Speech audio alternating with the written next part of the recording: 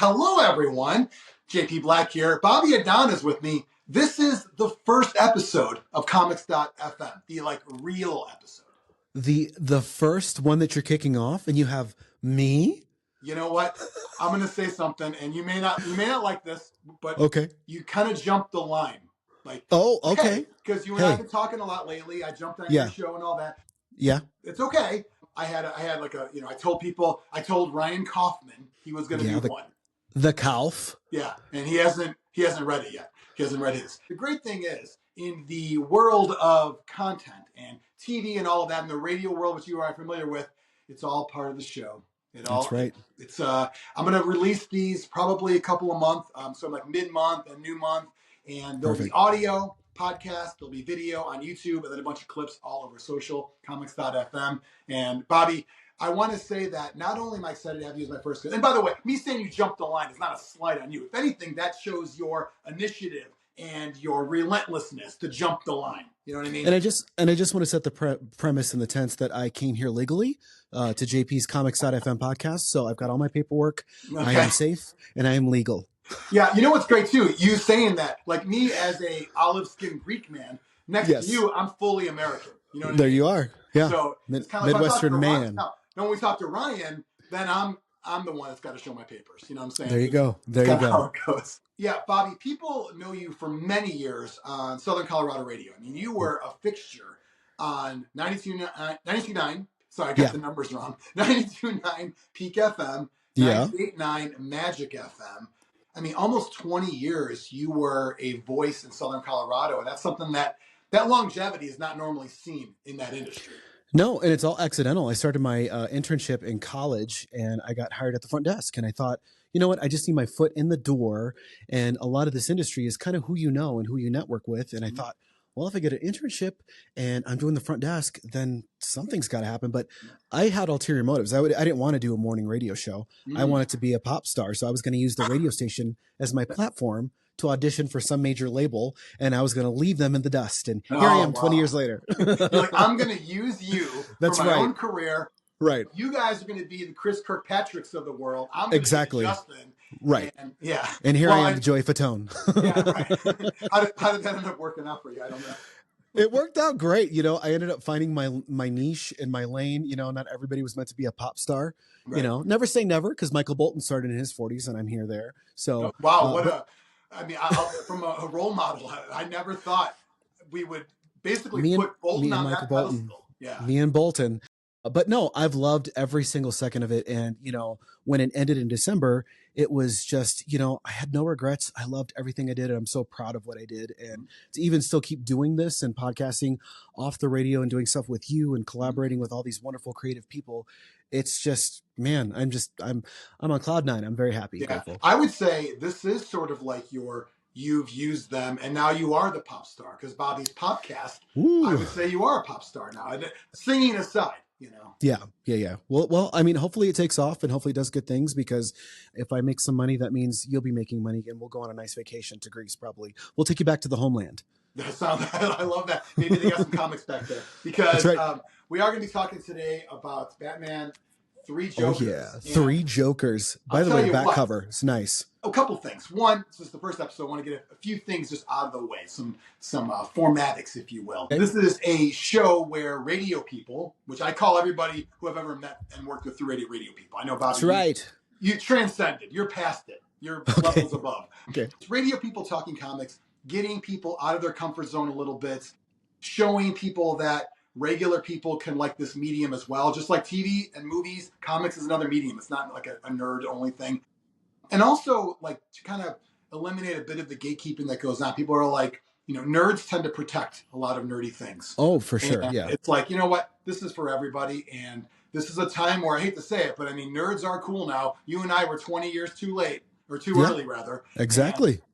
So, but everything comes back in style. Everything comes back in fashion. I mean, Marvel is back with Captain America: Brave New World. So, I mean, we're timely with this comic stuff. Yeah, definitely. And so this is kind of like, you know, if you watch the show Hot Ones, and they serve celebrities wings, and they get them I love that show. Yeah. Yes. And we should do that with like the ASMR, like crack open a can of. Oh yeah, speak real close to that microphone. Yeah.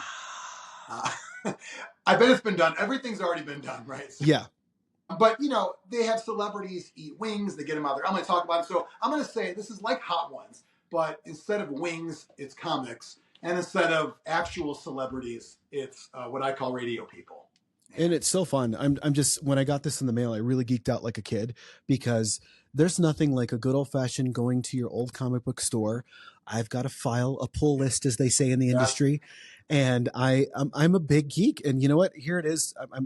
I'm coming out of the closet as a comic geek, and I love it. You know what? We're here for you, Bobby. Yes, we are very welcoming as a community. We have parades and everything. It's yes, great. Yes. Where's my month? What is it? Well, the whole year, because the whole year. FM will be on the entire year. I love it. I will say this is actually the 4th version I've bought of this same comic. That's really so. Part of the reason why I'm getting people like you to do this is I'm bribing them. There's no money, but I'm sending you a comic. So, hey, now you feel indebted. I better do the show because you can't just keep the comic. So, soft cover you got. I just want to let you know, $19.99 USA dollars. This is value. Yeah. I paid less, but that's okay. You don't need to know that. But you do now. So, the soft cover, which you got. And yes. I also have a first issue, because it was 3 larger size issues. And the first issue I have in slab, like graded format, which was the first graded comic I bought.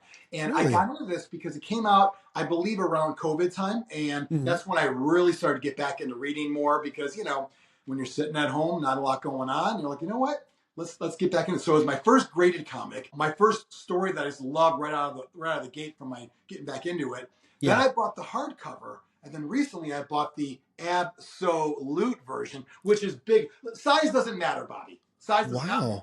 That's like textbook quality. That's like something you'd see in a college like lecture hall. This is the whole screen right here. I mean, this is if you look at pretty epic. Like a normal comic. If you drop that on your toe, you're definitely breaking the pinky toe on that one. Yeah, and actually that happens all the time. And when you're reading it, by the way, be careful on your lap. It's pretty heavy, that kind of thing. Exactly, hazards of reading. That's right. So this is, really cool slipcase on the Absolute, and you've got obviously Batman, Red Hood, Batgirl. Then you have the 3 Jokers. 3 Jokers, yeah. You got the comedian, the criminal, the clown on there, and I love the smell of books. Oh, yeah. That's amazing as well. Oh, I know. And I think something to be said for, it's not going to stay up, but maybe it will. When you look at this one, the art by Jason Fabok is just amazing. Jason Fabok.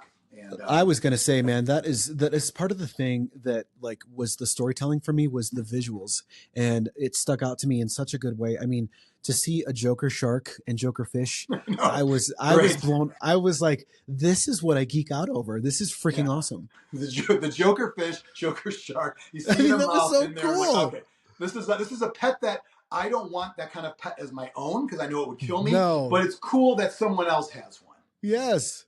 And I'll tell you, Bobby, do you know why? You mentioned on your podcast, Bobby's podcast, you thought you remembered why I picked this for you. I did. I went back in my brain recall, because I leave people a lot of weird, funny voicemails, and you're the recipient of quite a few of those. And you're like, this is a hint of your comic that you're getting. And I was like, what did I do? And then I opened it. I'm like, I started doing the Joker laugh, because Joaquin Phoenix, his Joker take, to me, is so brilliant. And, I actually saw that with our friend and former podcast mate, Ryan Kaufman. And we just, for some reason, we were laughing at mental health struggles, because the Joker was mentally off, but this whole laugh condition was just so funny. And that's, I think, the beauty of it. It's like, it's emotional, but it's also comedic at the same time. And you get all that with this one as well, Batman and 3 Jokers. Oh, totally. Well, the funny thing is, when I saw that movie with Joaquin Phoenix, it was something where I saw it with my wife, and there's parts where he's laughing. And you're not supposed to laugh as an audience member, but I was laughing, and I felt like a jerk. Right. And it's like the Joker is me in real life, because I laugh when I'm not supposed to. With the murder of a TV talk show too, I'm guessing. Exactly. I was like, this is hilarious. Why am I laughing? Am I crazy? Murray, you get what you deserve, Murray. You're awful, Murray. I'll tell you, you left me. So you left the voicemail, but then I also had you leave an outgoing message. Did I? Okay. The laughing voices. And all that. Yeah. My brother leaves me a message, and he thought that was me doing an impression of our grandma, our Yaya. And he goes, "Why are you doing Yaya's voice?" Oh, and that's awesome. Like, oh, that's my friend Bobby doing the Joker. I thought it was like how our grandma Yaya would laugh. You know? Oh, I love that. I love a Greek yeah. Yeah, so it was basically a lot of things. I'm like, you know what? As much as I wanted to, by the way, I really was torn between going with Joker with you or a Hulk book because we have a connection over the Hulk as well. We do, but you picked the right one because, going back to as much as I love Marvel and Captain America New World being the new big film and a lot of their series and spinoffs and previous films, I just love Marvel. They do cinematic universe very, very well. But I love DC comic characters a smidge more. And I think it's because it's rooted in my childhood. I mean, ever since I was a kid, I'm wearing the glasses and I got the curl going because I want to be Clark Kent and Superman still. Yeah. I get it. And it's something that, it's okay to like everything, right? We're in a world where I mentioned earlier about nerds gatekeeping. Every fandom tends to put people down for liking something that isn't DC, Marvel, or, in the sports world, it's like you can't like LeBron and Jordan. Well, I like them. Right. They're my two favorite players. So it's like, is it fair to say that you're pan comical? Yeah, I probably shouldn't admit. I don't know what I'm admitting to because I don't know all the terms. But pan is everything. You like you're accepting of all. I thought it was, but does that mean I'm sexually attracted to everything in comics? No. Just you're in comic world. You like anything that comes out. I just want to make sure it's liking and not like I'm going to use this slot in here. You know what I mean? Like I'm not. No, I'm not you're open to reading everything. Okay, good. I am open to reading everything, and I'll tell you what. That's one of the goals of Comics.fm. When you take a book like this, which obviously you and I love the Joker, it's Batman villains transcend everything because everybody knows them. The Batman movies are huge. Everyone's got opinions. Everyone's got their favorites and all that. So it's reading Batman and Joker books to me, it's like the meeting ground for normies who aren't going to read other superhero books and the nerds, the comic nerds. Because it's like, listen, everybody could read this. Besides it being really good. Geoff Johns did the story. Jason Fabok, the art. They call it the spiritual successor to the 1988 book. There's Death in the Family, and there's also Killing Joke, which are both great too. You don't have to read those first, but they go in the same.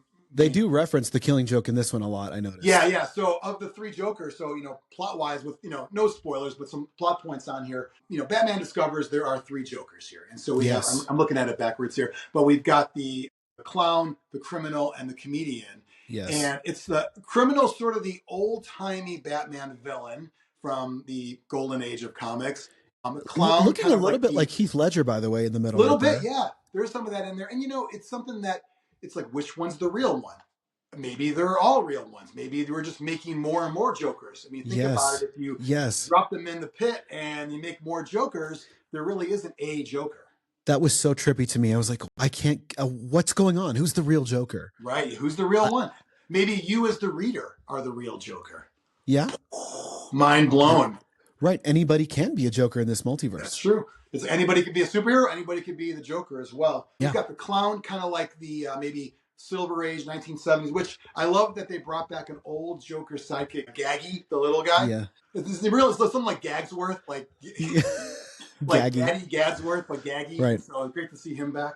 I believe, I'm getting my memory a little off there, I believe the clown Joker you'll see in Death in the Family. Dealing with Red Hood over here, Jason the second Robin. And then you have the modern day, which comedian Joker, you're going to see in Killing Joke as well. And doing something to Ms. Barbara Gordon, Batgirl here as well. Babs as Bruce Babs, calls her. If you call, Babs, Hey, she's got daddy issues, you know what I'm saying? She does. Who doesn't, by the way? What comic character doesn't have daddy issues? I don't know, but seeing her in the comic books, I could fix her. Well, you just want to spend time with her? Is that what you mean? Yeah. Me and Jason are battling for Barbara. Well, I'll tell you what. You have to see her at her worst. What do they say? Like her at her worst? And you'll get through that. Then you can get the Babs we know today. Yeah, she's a badass in this one. Yeah. So the cool thing about this comic is it is 3 issues. And by the way, I don't know if the softback had all this extra stuff. Did you get they went through panel by panel with what was everything in there. It's crazy. I feel like I did get a lot. Maybe you probably have a little bit more looking I think so. On your pages. But if you look at some of my pages, I did get a lot of paneling. Yeah. Kind of in the paperback version. Yeah, they put, extra artwork. Just talking about how the sketches here went from conception to reality. Oh, that's art. I love Just that, amazing. man. The comic geeks will say it's non-canon. However, Geoff Johns, the writer, says like, no, I wrote it. It's fine. It's in my universe. And Jason Fabok, the art's like, I don't get into that stuff because a good story is a good story. I'm exactly the same way. And for me, Geoff Johns, I know he's got a lot of hands in the DC cinematic universe, particularly with the animation movies. And I have to say, out of all the animation movies, those are some of my favorite. DC does animated movies better than anyone, I think, in the comic book world. Yeah, they're amazing. I mean, the Batman and Superman series are both great. Have you checked out the more adult series, Harley Quinn on Max? Yes, that show is hilarious, and I love the campiness and the comedy. Yeah, I love totally. the Bane character, especially. He's one yeah. of my What I favorites. love about the Harley Quinn show, it's almost too fast. I have to rewind it back sometimes. Yeah, because yeah. the jokes are like boom, boom, boom. So it's quick. good. Yeah, phenomenal. It's great seeing such all a great there. show. So when you look at Three Jokers here, so we talk about creating new Jokers, and obviously we get some origin flashbacks on there. Joe Chill, Bruce's parents, all the stuff you expect in any Batman story. Right. But it was 3 issues, 3 larger size issues that came out, I believe, the middle of the year 2020, right around COVID. Perfect time for that to come out. And yeah, you have 3 Jokers that all have 3 motives as well, too. Yes, they all have got their own plans. Their own plans. I'm not going to get too much into that because I don't want to give anything away. But whether it's to one may want to go after Red Hood, one Batgirl, one Batman, all of them Batman, really. Coincidentally, there's 3 main characters in this comic book as well. Yeah, coincidentally. It just kind of works out. And it's like this and that. There's actually one of the cover, I think it's an alternate cover in here. Let me get this here. It has actually a really cool, like where it grabs all of them together. Let's find that one on here. Maybe now. There's one where it takes bits and pieces of each one, but there's so many different like alternate covers and artwork out there. I mean, this is just amazing. I wish these were like giant size I could put on my wall. Like that's how amazing. I mean, they really are artwork. I mean, Jason, is it Jason Fabok? Yeah, Fabok, yeah. He is just a wonderful artist. Wonderful artist. Yeah, young guy too. I mean, he's like, younger than us, I think. And he just went all in. And I'll tell you what, when you take over, especially connecting yourself to Killing Joke and Death in the Family, 2 kind of very legendary books, it's a lot to take on. But every interview I've seen with the guy, he's super down to earth. So I love that. And it's about having fun, bringing in new fans, writing cool stories, and definitely putting it out there. And something that, I don't know if you saw my note about do you have like a favorite panel in the book? Like a favorite? Yes. Because I didn't mean to like spoil or surprise you with that one. Yes. I'm like, Bobby, I'll give you my questions. And then I left out a couple of questions. No, one of my favorite things was when they're sort of trying to find out where this batch of chemicals went in killing or the 3 Jokers. Yeah. They kind of see this aquarium style scenario right here. And when I turned to the next page, this is what got me. And it's just, it's just freak. I mean, Batman face to face with a great white Joker shark. And, that's right. And poor Gaggy. I don't want to spoil what happens to him, but I'll just say, it's a really interesting scene there. But the art for me is just what stuck out. Yeah, and it's what I loved. It's what I loved about, I would say, the first introduction to Tim Burton's Batman, where you had the artwork of the Joker and Jack Nicholson and the iconic smile. To me, it had a lot of that vibe to it. So that's why I was like, oh man, you're right. Joker, the aesthetics Joker shark. of that are huge. I mean, the Batman world, Gotham City's been around for so long, and so each new take on it. I remember when the Tim Burton movie came out, I was in junior high, and one of my friends, he showed up to the bus stop, and I don't know how he got his mouth up that way. And really? Like, you're going to be all day at school with whatever like, yeah, my mom set me up, couldn't even talk. It was great. Awesome. Yeah. That's awesome. So we're at the bus stop. I'm like, you look amazing, but we got 8 hours. And if I can do a second mention, the first panel in the very beginning, and the reason why it stuck out to me was you see Batman kind of disrobing after a fight and Alfred's tending to his wounds, and you see a lot of different wounds and where they come from each sort of villain. Yeah, they kind of describe his wound and how he's repairing him and where they came from. How scarred his body is. I was just like, gosh, Batman needs a chiropractor. I know he needs one. Yeah, possibly a chiropractor endorsement as a radio personality. Yes. I'll tell you what. So speaking of the Tim Burton Batman, so Jason Fabok threw some Easter eggs in there. His Batmobile, they call it the Batmobile here. Yes, yeah. It looks very much like a movie. And there's a bunch of little ones in there with stuff in the Batcave and all of that. Yeah. My favorite panel is actually and it's not a spoiler. It's just kind of just funny. You'll get. I mean, it doesn't ruin anything. The comedian Joker. So he's got dinner with the family. Okay. Yes. Hey son, hey wife, how's it going? And then you look and it's not quite the quote family you'd expect there. Which kind of is like, I would say, Joaquin Phoenix's Joker take, because he imagined a lot of those scenarios in his head. Yes. And that's what that reminded me of. Yeah, very much like that. And it's a lot of throwbacks to other Batman stories. So whether you are not a comic reader, just know Batman from the movies, you can jump right in. And whether you like certain Batman stories, you go in with its own take. It has nothing to do with what is canon, or it doesn't really matter. So we talked about our favorite panels from there. I'm guessing the answer is yes. Did you like the book? I absolutely did. As soon as I was done, I was like, okay, what did I read? Who was the real Joker? Like, there were so many like questions that I had. And then the more and more I thought about it, I was like, I wonder if the comedian was the real Joker. I wonder if that's the beauty of this book and Batman and Three Jokers is you get to decide who you think was, because everyone was kind of like, well, who's the real Joker? Yeah, because there's obviously they're playing against each other, and without giving away anything, there are moments when all of them be like, okay, they're the real one, they're not the real one, right? And and you question each one. Yeah, it leaves you hanging, especially with the comedian and the criminal at the end there, as far as what's going on here, and then maybe we get a fourth Joker out of it. Should we build a new Joker? Let's build a new one. And they got all these professions. That one scene is really good where they've got doctors and lawyers and all these professions are like, how about him? How about him? And they throw them all in to see if they can make Jokers out of them as well. And they all have their own titles, which I love. Right. Also, that's right. But also one of the scenes where Joker and Batman are facing off, and I won't give away too much, but you kind of see how intelligent and what a mastermind the Joker really is. Yeah.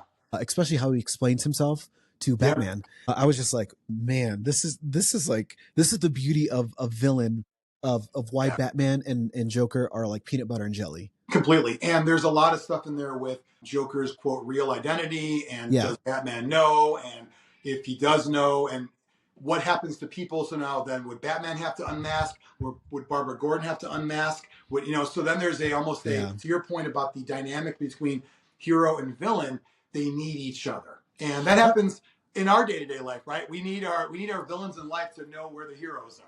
Absolutely. I also kind of liked the notion of Jason Todd and Red Hood and Batman's kind of character arc there. Mm-hmm. And I'm not a therapist by any means, but they definitely need a counseling session. Yeah, there's that. Well, and so with Batman and Red Hood going to Death in the Family, and then Batgirl with Joker going to Killing Joke. Yeah, there's a lot of issues there, and Batman's great at a lot of things.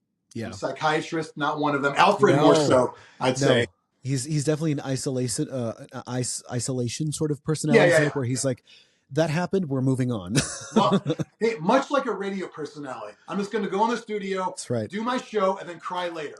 That's right. Conceal, don't feel. Let it go, Elsa. Right. We talked about sort of you getting into radio. If there was somebody out there in modern day that wants to get into radio or the podcast world or video, any kind of like content creation, what's your advice? Would you advise them to get into broadcast, or say forget all that? What would be your advice for that person? I saw this quote yesterday, and I was going to be very honest. I was going to not probably encourage people to go into radio because the landscape is shifting and changing a lot. But this quote popped up on LinkedIn of all places, and I thought it was fascinating. It said, when you have fear of going into a market because it's not doing well or it's oversaturated with this, that, and the other, maybe you're just not a strong enough player. And I love that, because that means challenge accepted. What's different about me? How can you present yourself? What's unique about you? You've got to know who you are, what you want to do, and what you're about, and what's your shtick if you get into this. So yes, I would encourage somebody to get into radio, because here I am outside of radio trying to find my foot back way in the door so I can be an entertainer. But in the meantime, I found a new purpose by podcasting. So I would say podcast, get yourself out there, get comfortable on film, because now we're in a time where people want visuals as well as audio. And you've got to be kind of an ahead thinker. You almost have to think of yourself as almost a brand ambassador and influencer for yourself, so that you can take what you're doing and then put it onto a radio format. Really good point. Something that I've told people before is there's multiple brands always at work at the same time. So anyone who has built their own brand, podcast video with no barrier to entry, by the way. Anybody can do this. You can do anybody. You are doing it. I'm doing it. Anyone can do this. So there is no who do you know. You mentioned you got into radio. Who do you know? Yeah. There is no who do you know. You do what you want. But then you leverage that with some platform. So if you're given a platform, if you're given a microphone to reach 100,000 people, 1 million people, whatever it is, why would you not use that and build your brand? Because if it all gets pulled away, you don't want those people. There's still people, Bobby, asking for you 3-4 months after your last show on the radio. You know, and that's one of the things that I never realized, because to me, I was just showing up. I wasn't doing a job. I was doing a show, but the schedule can be a lot like a grind and a job, especially with morning hours. You know, up by 4, you know, you have to be awake and out the door and be on and be funny. And that's hard to do because I'm not a morning person. I'm like a night owl. I thrive a lot like Bruce Wayne at nighttime. But I would say it became a little bit monotonous in the grind, but doing what I loved with somebody who was such a great co-host, shout out to Woody Powers. That was something that, you know, I never took it for granted. I loved every single day. You know, and I knew that when I would see you and I working together, whether it was a studio next door to each other, like the wacky next door neighbor, you know, right next door, or the podcast we did the 3 Souls and a Ginger. You basically, I know that for a fact. You're not just saying that because you always had a smile every day. Even there were days where I was down. I didn't like something a manager said, or something happened, whatever. Or I got pulled into a sales meeting. I didn't like that. And you were always like, hey, this is the life, right? This is the life we chose. And you were always positive. And somehow I was always like, all right, either this guy's faking and he puts on a great act, and like I said, he's crying in the bathroom later, or this is legit Bobby Adan. Ignorance is bliss sometimes, because I just wanted to just have fun. And it just always looked, this is the same person I am on the radio, even though I'm not on that platform anymore. I still am. I just want to make people laugh and entertain. If I can make you laugh, then I'm doing something successful. Right. Then you've already won. I'll tell you what, you're saying not on that platform, but I look at it like you're most likely between, because I don't think that, it'd be crazy for someone not to put you back on the air. There's some not so great people on the radio nationwide right now. And with the magic of technology, a lot of stuff can go down. So no, I think you'll be back. But regardless, you built your own following. And when we talk about combining radio and comics, kind of what this is here, if there was a superhero movie, say about you and your life, what would it be? What would be your powers? Who would play you? Who would be the actor who plays you? I think the superhero movie that I would title myself, because if I'm going to go old school, I mean, Superman was my guy. He always has been. But it was so cliche as a kid, you know, and my daughter and I actually sorted this out through a game of Would You Rather. And I came up with this question: would you rather have the superpower to fly or teleport? And she goes, oh, I want to fly. And I'm like, that was the right answer when I was a kid. I definitely wanted to fly. Yeah. But now, with all the pollution and smog in the country, and you never know what the FAA is doing. Well, you're going to get shot down.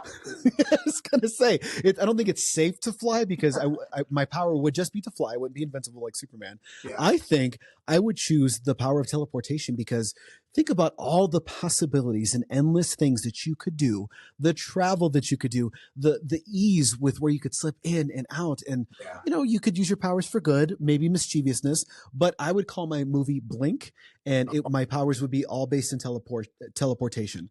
And I was trying to think of, because you challenged me with who would play me. Yeah. And it's a tie between Morgan Freeman and Meryl Streep. I'm not sure yet. Oh, okay. I'm just kidding. Oh. I thought that was real. Why would that be just kidding?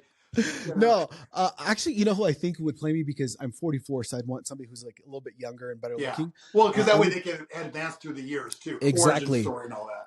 I think, and this is an underrated movie for me, for DC, but Sholo, who plays Blue Beetle in the DC cinematic universe, would be a great teleportation jumper for Blink, my movie. That's cool. One thing, I don't think I've ever told you this before, but so you know the guy Dave Grohl, Foo Fighters and Nirvana? Love him, yeah. Okay. There's so many interviews and this, don't take this the wrong way. It's supposed to be a compliment, but it could come off weird because we're getting older. But nowadays, him in interviews, he looks just like you now. I don't know what, and every time I see him, I watched like 3 interviews with him in the last couple of years, and I'm like, that is Bobby Adan. Like that. Really? And, you know, again, I'm not trying to say older, but he looked different when he was younger. I can see it. He's morphing into you now, and I think that's pretty cool. You know? I mean, I either get that or Ricky Martin, so I'm happy either way. Yeah, well, they're both, that's good. Well, I think, too, that you having you've got a thought there of what your power is going to be. and you have a premise of that. And I think that your points about, flights, it could be exhausting. I don't want to be spent before I get to do, I mean, just because you can fly doesn't mean you're Superman. Correct. And I mean, once again, the power of flight is amazing. You could just be here, be there. But if you think about the 44-year-old me versus, 8-year-old me has learned a lot since then. And I would say teleportation is probably the power to have. The other one that I would say the other one that crossed my mind was the power to telekinesis. I've always been attracted to moving things and everything. Yeah. Absolutely. Professor X, Jean Grey, Phoenix, whoever you want to go. But that would get old after a while because that's just kind of immediate here and there. Yeah, well, it's tricks. It's like party tricks. Yeah. What I love about the idea of moving, to quote Tenacious D, the power to move people, like you did on the radio every day. You move people. And like you do right now. Well, I try to move people. Sometimes I actually physically have to move people. Like, that's right. If they're in my way. That's right. But what I love about this Comics.fm, getting to talk to radio people about the things that they're interested in, getting them to nerd out a little bit. Bobby, you are a little bit of an easy subject for me because you already are a nerd to an extent. Yeah, absolutely. Yeah. I'm not pulling you out of your shell, so to speak. No, loud and proud. I love this stuff. You're out and you're already loving it. I will say, though, when we both been on the radio for a long time and we get to talk to a lot of people out there. And I mentioned it's like Hot Ones, but with real celebrities and joking that we're not. Right. Do you have like a best celebrity you've ever interviewed? Like a favorite celebrity that you've ever talked to? Yes.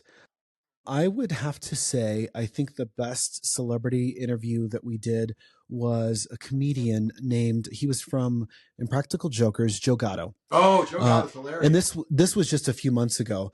He was very, very funny. We made him laugh. He made us laugh. And when you get an interview that they don't kind of take their celebrity a little bit too seriously, like some previous interviews that I've had to do where they're like, this is who I am. Don't ask me this. Don't ask me that. I will say there's a psychic medium out there who said, I am not to ask about any psychic readings. And I'm like, well, okay, that's a little bit suspicious to me, but whatever, we'll go with that. I won't say don't her talk name. about this, that, and that because these are all lies, so don't bring those up. I don't like those stipulations. I just want to go off the cuff because when I do an interview, I geek out. I'll figure out what the person does, where they came from, what's a weird thing about them that I can ask them about. And Joe Gatto, just to me, it was a volley back and forth with me and my co-host Woody. And we had so much fun. And I got to meet him at the show. I took my best friend and his daughter for his daughter's 16th birthday. That was her birthday wish, to meet Joe Gatto. So I was able to orchestrate and arrange that. And the surprise to me was when from interview to in-person meeting, I was like, hey, I'm Bobby from KKFM. I just want to introduce you to our winner, Natalie. He goes, Bobby, give me a hug. And I was like, oh my God, he actually remembered who I was. Cool. And I'm like, that to me was special because that's like I met you on the phone, talked to you, we played you on the radio, and now you're meeting me backstage. You could totally not even care an inch about me, but here you are. Yeah, you could have been just, number 37 on the day, and then he remembered you. And I'll tell you what, Joe's the funniest one on Impractical Jokers. I have not watched the show since he hasn't been on because that's how great he was on there. Yeah, he's on tour now and he's doing the thing and he's just funny. Yeah. He's just so funny. He puts on a great show and he's just a good guy. I like him. Yeah, that's awesome. I think it's something that it's afforded you opportunities, talking to cool people and obviously meeting all kinds of people too. And when you have a show like this coming on, talk about some fun, nerdy things there. Anything you want to plug out there, Bobby? We talk about Bobby's Popcast. How can people find that? The podcast is if I do start smoking marijuana, which I haven't started yet. It's on at 420 every day. I get Bobby's Podcast, man, at 420 on your local streaming platforms. I'm sure there is already a Bobby's Podcast. There probably is a Bobby who smokes pot. It's not me. But no, I think the big thing I'm doing right now is just trying to launch Bobby's Popcast and do the branding. And, my shtick is pop culture. The one thing that got me, I would say, my foot in the door with my college professor turned operations manager formerly was he said, describe yourself in one word. And I stood up and I said, I'm a Pop Tart. And he was like, what? Like the Pop Tart? I was like, no, I like all things pop culture. I'm a Pop Tart, so it stuck with me. So that's my thing. That's what I do. That's what I love. I live it in my real life. I was just watching Keeping Up with the Kardashians with my family last night. Mm-hmm. And it's what I do. I keep myself invested in pop culture. And I think my shtick is I just talk to you like if you had a friend you would gossip with. That's kind of how I do it. Well, and it's not fake. It's obviously what you're into. It's what are your passions. You did it on the radio. You're doing it on your own right now. I love that. And definitely follow Bobby's Popcast on all of the different things.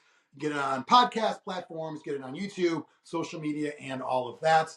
And while you're out and about looking for things to follow, look up comics.fm on your favorite social platform. You can get this show on YouTube for the video, also wherever you get your podcast for the audio. And I'll tell you what, Bobby, I've got some merch on the way. Really? When you get merch, that's people can support the show with a couple of shekels. You know, you can buy a t-shirt. I've got a mug and I got a sticker. Go to comics.fm, buy all of that. Buy one of each. Great stocking stuffers, even though this comes out 10 months before Christmas. Put them in normal stockings. And as a recipient of one of the stickers, I have to say, they are quality, they are beautiful, and I love them.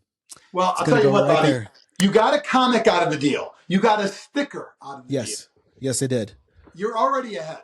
Right? I am. Now, like, just do we get socks and briefs? You put a poker chip in your shirt pocket. Walk out of Vegas. No matter what happens, I got this. You got that. No matter what. There you go. So thanks, Bobby. Batman 3 Jokers. Get this book if you like any Batman movie anywhere, ever. If you have ever wanted I don't know where to start with comics, great one. And then definitely check out Killing Joke as well, part of the same kind of series. Death in the Family as well. And more comics.fm to come. Once again, we're talking to radio people about comics. Making them read a book with pictures, because we don't know the reading comprehension level. We don't know the radio people. Radio people are not, they're not TV people. We know that. So thank you so much, Bobby, for coming on, being on the first comics.fm.